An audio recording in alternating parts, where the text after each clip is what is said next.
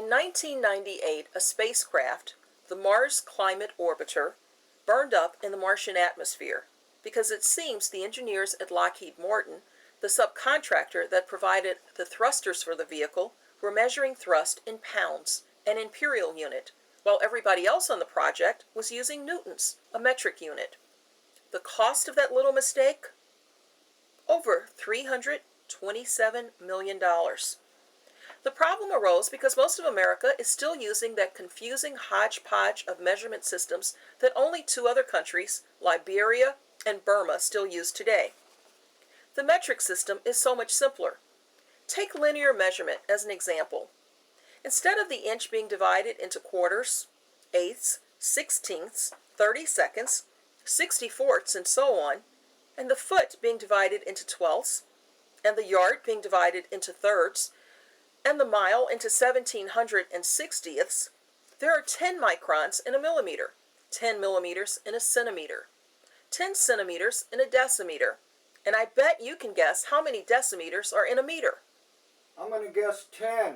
If you said 10, congratulations. You now know the metric system. But what about that system you've been using all your life?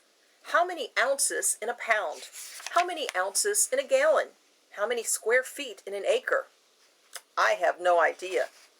But I do know a kilometer is 1,000 meters, and a kilogram is 1,000 grams, and a kiloliter is 1,000 liters. If you know how to spend money, or if you remember those halcyon days before the economy tanked, when you had money, you've already been using the metric system. It's so simple. 10 pennies make a dime.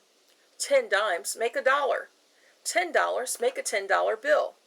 10 tens make a $100 bill. How absurd would it be if a dime were 12 pennies, and a dollar was 3 dimes, and a gazer flea bip was $19, whatever that is.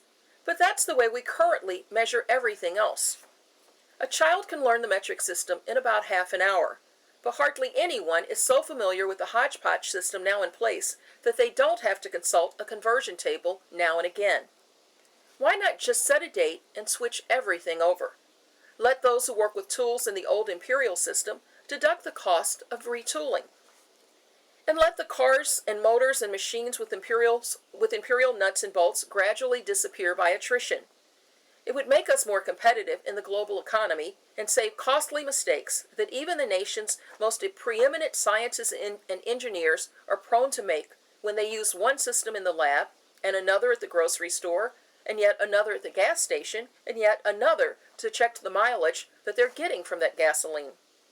Let's not wait for the next $300 million mistake and wring our hands and say, we must do something someday. Just set a date and change. CuriosityTank.com